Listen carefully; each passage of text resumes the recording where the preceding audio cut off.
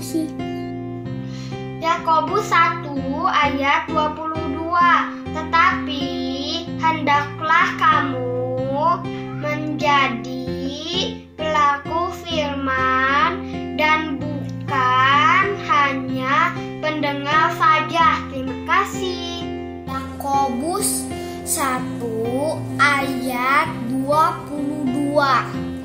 Tetapi hendaklah kamu menjadi pelaku firman dan bukan hanya pendengar saja. Amin. 2 ayat 11. Hal itu dibuat Yesus di Kana yang di Galilea sebagai yang pertama dari tanda-tandanya, dan dengan itu ia telah menyatakan kemuliaannya dan murid-muridnya percaya kepadanya. Yakobus 1 ayat 22. Tapi hendaklah kamu menjadi pelaku firman dan bukan hanya pendengar saja. Terima kasih. Yakobus 1 Yakobus 1 ayat 22. ayat 22. Tetapi hendaklah kamu menjadi pelaku firman dan bukan hanya pendengar saja. Terima kasih. Yakobus 1 ayat 2. Tetapi hendaklah kamu menjadi pelaku firman dan bukan hanya pendengar saja. Terima kasih. Yakobus 1 ayat 22.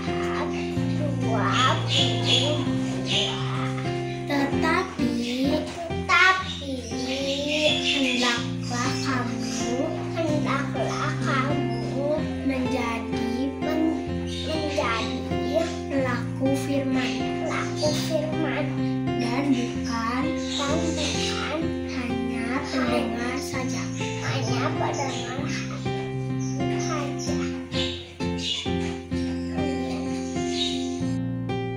Yakobus 1 ayat 22.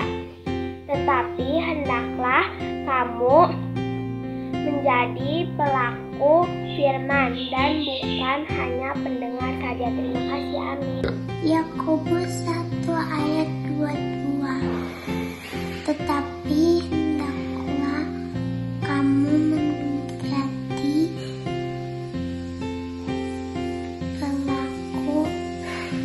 firman dan bukan hanya pendengar saja. Baik.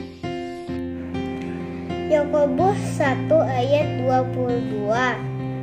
Tetapi hendaklah kamu menjadi pelaku firman Tuhan dan bukan hanya pendengar saja. Terima kasih. Yohanes 2 ayat 1b. Ia telah menyatakan kemuliaannya dan murid-muridnya percaya kepada dia. Terima kasih. Yakobus 1 Ayat 22. Tetapi hendaklah kamu menjadi pelaku firman dan bukan hanya pendengar saja. Yohanes 2 ayat 11b. Hal itu dibuat Yesus di Kana yang di Galilea sebagai yang pertama dari tanda-tandanya, dan dengan itu ia telah menyatakan kemuliaannya dan murid-muridnya percaya kepadanya. Terima kasih. Yakobus 1 ayat 22. Tetapi hendaklah kamu menjadi pelaku firman dan bukan hanya pendengar saja. Amin. Terima kasih. Yohanes 2 ayat 1b. Ia telah menyatakan kemuliaannya dan murid-muridnya percaya kepadanya. Amin. Yohanes 2 ayat 11b. Hal itu dibuat Yesus di Kana yang di Galilea sebagai yang pertama dari tanda-tandanya. Dan dengan itu ia telah menyatakan kemuliaannya dan murid-muridnya percaya kepadanya. Amin.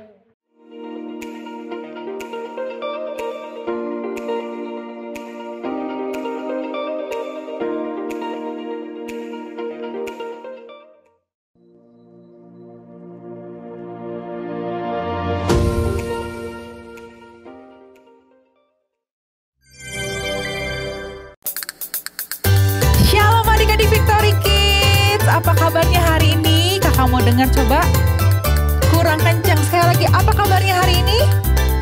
Amin, semua sungguh amat baik dan dalam perlindungan Tuhan. Gimana nih?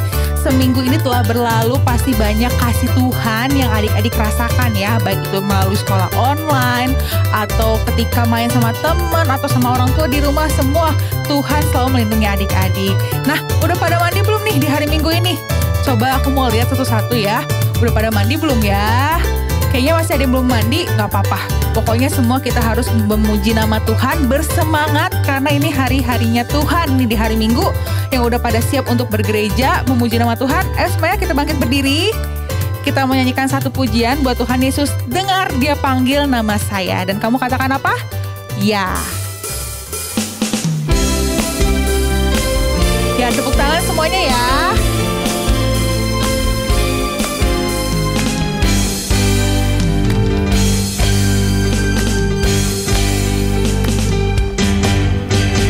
Dengar dia panggil nama saya, dengar dia panggil namamu, dengar dia panggil nama saya, juga dia panggil namamu. Dengar dia panggil nama saya, dengar dia panggil namamu, dengar dia panggil nama saya, juga dia panggil namamu. Dijawabnya apa? Ku jawab ya, ya, ya. Ku jawab ya, ya, ya. Ku jawab ya Tuhan, ku jawab ya Tuhan. Ku jawab ya, ya, ya. Ku jawab ya, ya, ya. Ku jawab ya, ya, ya. Ku jawab ya Tuhan, ku jawab ya Tuhan. Ku jawab ya, ya, ya. Yuk sekarang kita mau bergirang bagi nama Tuhan Yesus. Semuanya tepuk tangan di atas kepalanya.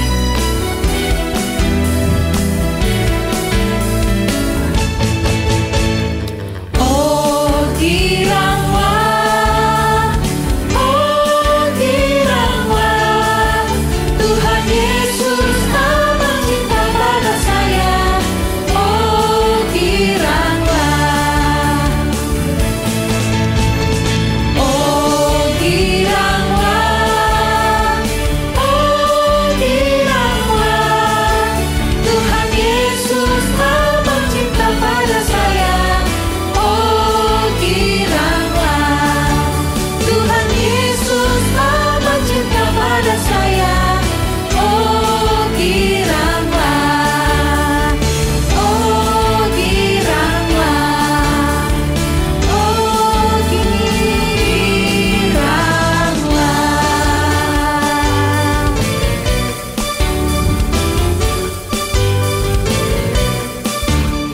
Yeay, adik-adik semua sudah bergirang, sudah mendengar apa kata Tuhan Yesus dan ada yang menjawab ya. Dan kita bergirang untuk Tuhan Yesus semuanya. Yuk masih semangat semuanya ya. Gak ada yang aduh udah capek, kayaknya belum deh. Karena kan adik-adik masih pada muda ya, harus tetap semangat. Kita mau nyanyikan pujian I Have Got Joy From Jesus. Yuk semuanya tepuk tangannya.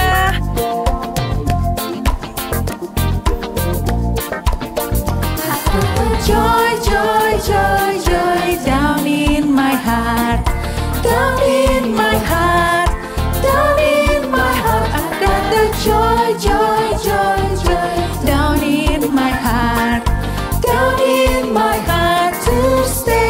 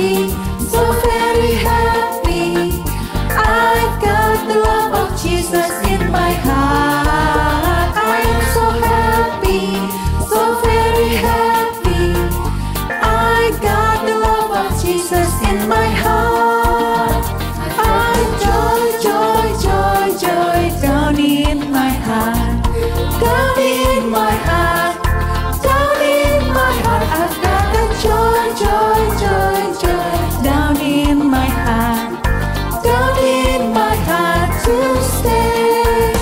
I am so happy, so very happy. I got the love of Jesus in my heart. I am so happy, so very happy. I got the love of Jesus in my heart.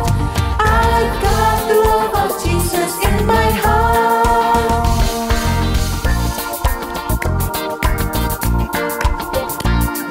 Yeay, semua bersuka cita dan semuanya happy karena kita mendapatkan kasihan daripada Tuhan. Oke adik-adik, sekarang kita saatnya untuk mempersiapkan hati kita untuk sama-sama mau mendengarkan kebenaran firman Tuhan. Kita siapkan hati kita sungguh-sungguh datang sama Tuhan Yesus dan menyatakan pujian ini bahwa Tuhanlah Bapa yang kekal, kasih-Nya yang sempurna terus ada buat kehidupanku dan juga kehidupan adik-adik semuanya.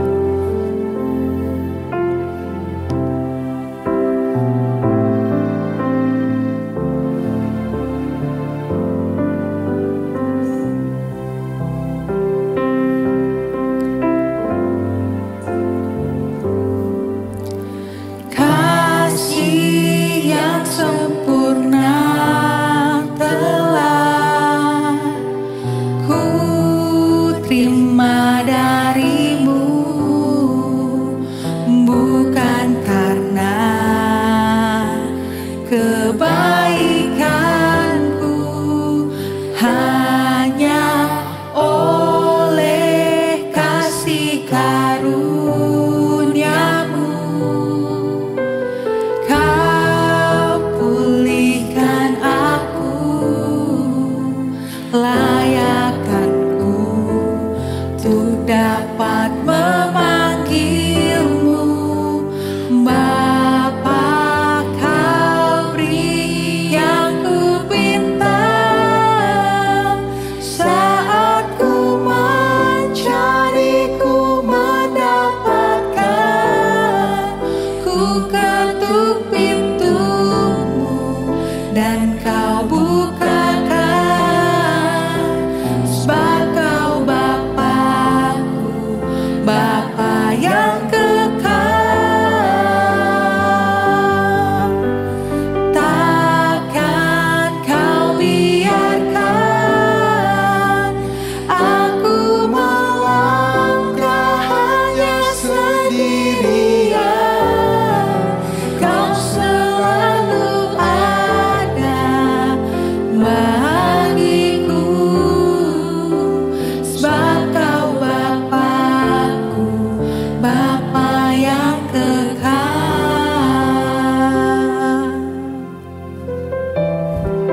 Terima kasih Tuhan, kalau kasih-Mu sempurna buat kehidupan kami Tuhan Yesus.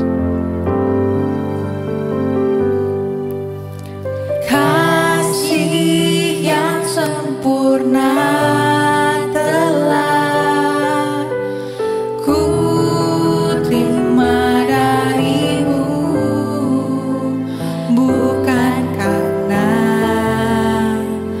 kebaikanku, hanya oleh kasih karuniamu.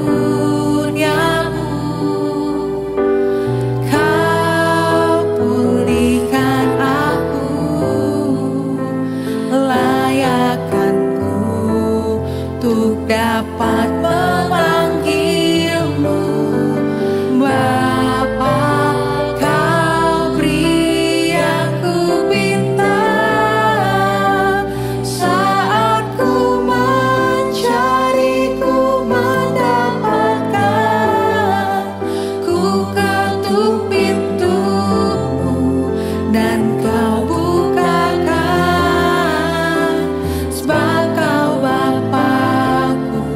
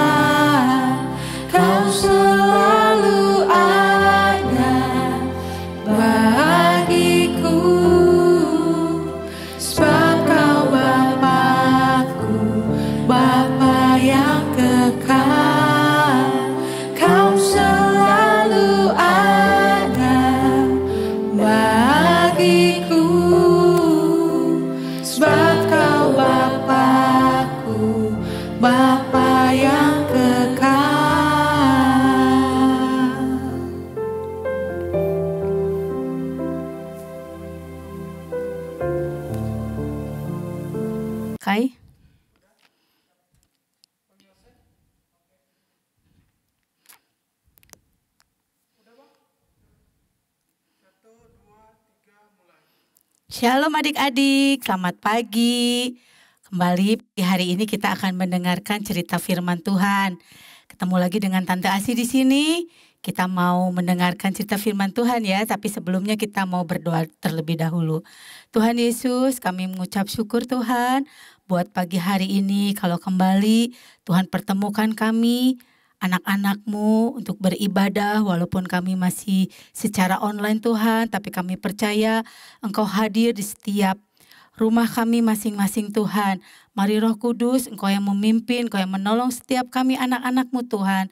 Untuk kami duduk diam, mendengarkan firman Tuhan, terlebih lagi Tuhan yang menolong setiap kami anak-anak-Mu untuk melakukan setiap kebenaran firman-Mu dalam kehidupan kami. Terima kasih Bapa, kami menyerahkan pemberitaan firman-Mu hanya ke dalam tangan-Mu saja. Di dalam nama Tuhan Yesus kami mengucap syukur dan berdoa. Amin. Nah adik-adik, pagi hari ini Tante Asi mau bercerita tentang orang kaya yang bodoh. Ya, tema kita pagi hari ini adalah orang kaya yang bodoh. Nats firman Tuhannya ada di Markus 10 ayat 35 sampai 45 dan Lukas 12 ayat 15 sampai 21. Nah, cerita firman Tuhan pagi hari ini adalah tentang orang kaya yang bodoh. Nah, waktu itu Tuhan Yesus sedang duduk ya adik-adik ya, dan duduk. Lalu datanglah kedua murid Tuhan Yesus, yaitu namanya Yakobus dan Yohanes ya. Mereka mendekati Tuhan Yesus lalu dia berkata, "Guru, kami harap supaya Engkau mengabulkan permintaan kami." Seperti itu ya. Jadi Yakobus dan Yohanes ini meminta sesuatu sama Tuhan Yesus.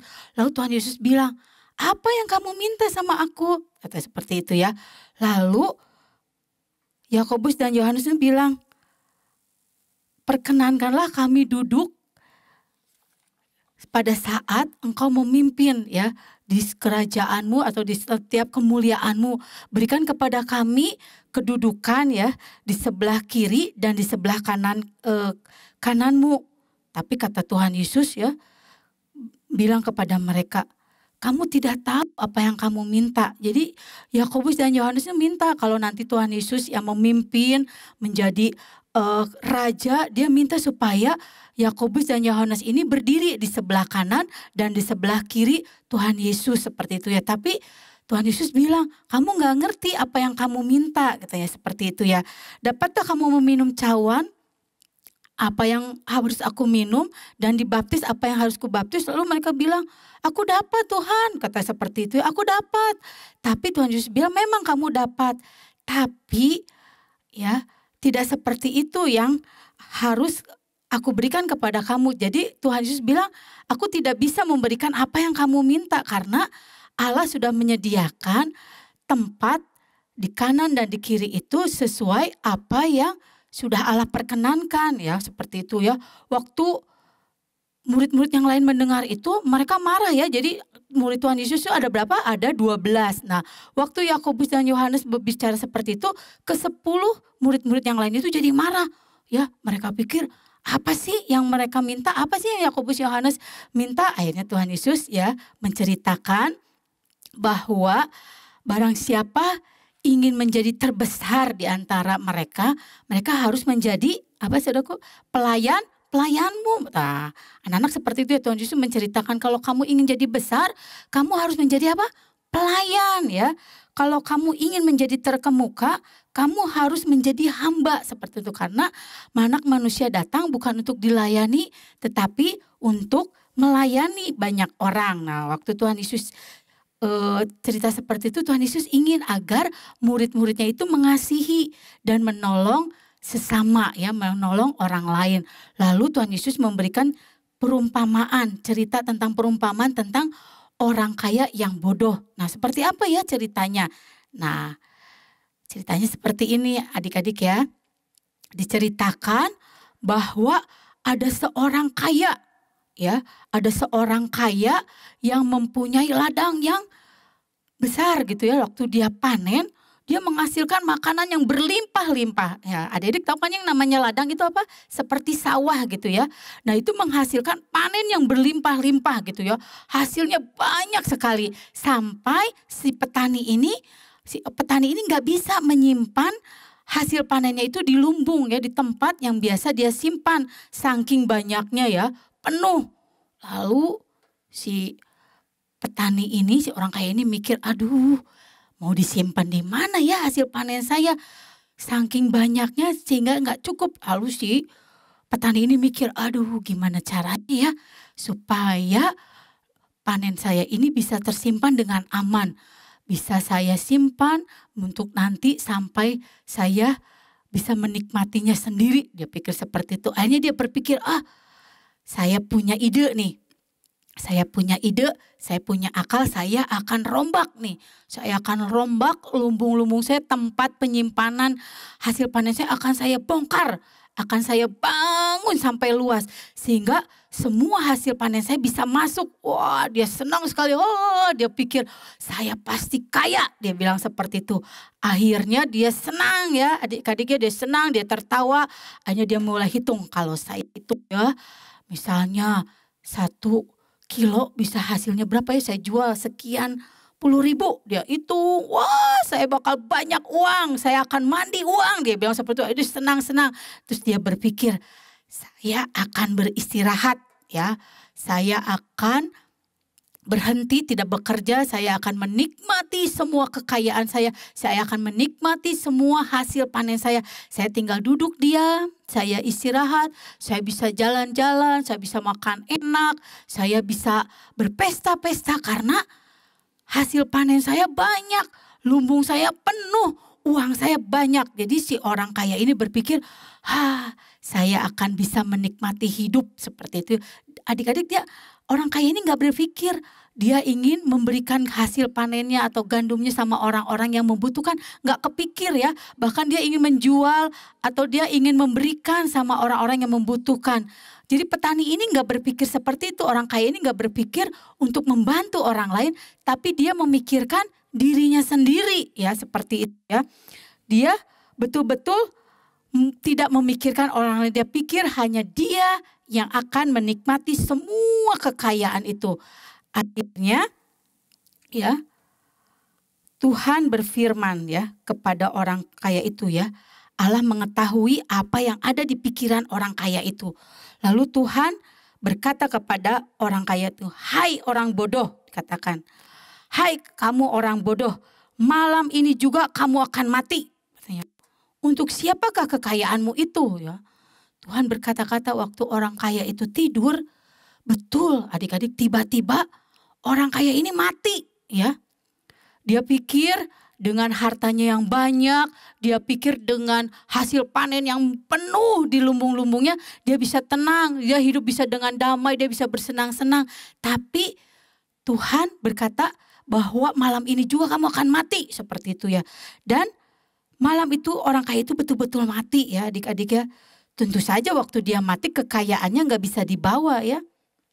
Uang yang begitu banyak, harta yang begitu melimpah, gak bisa. Waktu dia dikubur dia tidak membawa sedikit pun hartanya ya. Bahkan uangnya juga gak bisa dia bawa. Jadi untuk apa dia mengumpulkan uang segitu banyaknya? Hasil lumbungnya, uangnya tidak bisa dia bawa ketika dia mati ya. Tidak bisa dia nikmati ketika dia mati, ya semuanya ditinggal. Lalu Tuhan katakan, untuk siapa harta yang kamu kumpulkan itu ya. Begitu banyak harta yang dia kumpulkan dan semuanya ditinggalkan ya. Enggak bisa dibawa ya. Meskipun di dunia dia kaya raya, tapi dia miskin di hadapan Tuhan. Karena apa? Dia tidak pernah menolong orang lain. Dia hanya memikirkan dirinya sendiri. Dia pikir pokoknya yang penting saya senang. Pokoknya yang penting saya bahagia, saya gak peduli dengan orang lain. Tapi pagi hari ini ya, Tuhan mau mengingatkan setiap kita. Tuhan juga mengingatkan setiap murid-murid Tuhan Yesus ya, bahwa kita harus memikirkan orang lain juga. Kita jangan memikirkan kesenangan diri kita sendiri. Kita jangan memikirkan apa-apa untuk kita sendiri. Tapi kita juga mau supaya orang lain juga untuk kita tolong. Karena apa? Tuhan sendiri sudah memberikan teladan buat kita ya. Tuhan sendiri sudah memberikan apa? hidupnya buat kita dengan cara apa? Tuhan Yesus lahir ke dunia ini ya sebagai bukti kasihnya. Bagaimana Tuhan juga begitu mengasihi adik-adik dan juga tante. Dengan apa? Dengan tanda Tuhan Yesus lahir ke dunia ini. Dan dia tidak hanya lahir tapi dia juga memberikan nyawanya buat kita. Bukti bahwa Tuhan Yesus begitu mengasihi kita. Tuhan Yesus sudah lahir, Tuhan Yesus mati, bahkan Tuhan Yesus juga dikuburkan ya. Dikuburkan dan bangkit pada hari yang ketiga, naik ke surga ya, duduk di sebelah kanan Allah Bapa. Dan setiap kita yang percaya kepada Tuhan Yesus, kita juga harus mencontoh dan meneladani apa yang sudah Tuhan Yesus lakukan buat kita ya. Dengan cara apa adik-adik? Kita juga mengasihi sesama kita ya. Bersama kita ya. Pagi hari ini Tuhan rindu ya.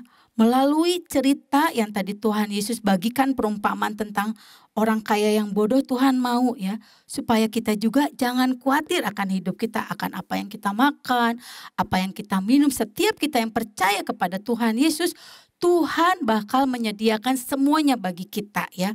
Oleh sebab itu adik-adik, kita yang sudah percaya kepada Tuhan Yesus, Tuhan juga mengingatkan kepada kita ya. Di sini katakan bahwa ya, mereka yang hidup bagi Dia, mereka yang sudah diselamatkan oleh Tuhan Yesus, kita juga harus menjadi berkat bagi orang lain. Dengan cara apa? Kita juga menolong ya orang lain. Tuhan pernah berkata bahwa berdirilah di sebelah kananku. Yaitu kenapa kita berdiri di sebelah kananku? Karena pada waktu aku lapar, Engkau memberi aku minum ya. Memberi aku makan. Ketika aku lapar, Engkau memberi aku makan. Ketika aku sakit, Engkau melawat aku. Nah, setiap kali kamu menolong seseorang yang membutuhkan pertolongan, sebetulnya itu bahwa kamu sudah menolong aku. Nah, firman Tuhan katakan, jadi ketika kita menolong orang yang membutuhkan pertolongan, Tuhan katakan berarti kamu sudah menolong aku. Nah, firman Tuhan katakan seperti itu. Sekarang kamu akan tinggal bersama-sama dengan aku selamanya di tempat yang telah kusediakan bagimu ya. Ketika kamu tidak menolong orang yang membutuhkan, berarti kamu tidak menolong aku. Firman Tuhan seperti itu. Jadi pagi hari ini Tuhan Yesus sudah memberikan teladan kepada kita, setiap kita orang-orang yang percaya, agar kita mengasihi dan mau menolong orang lain.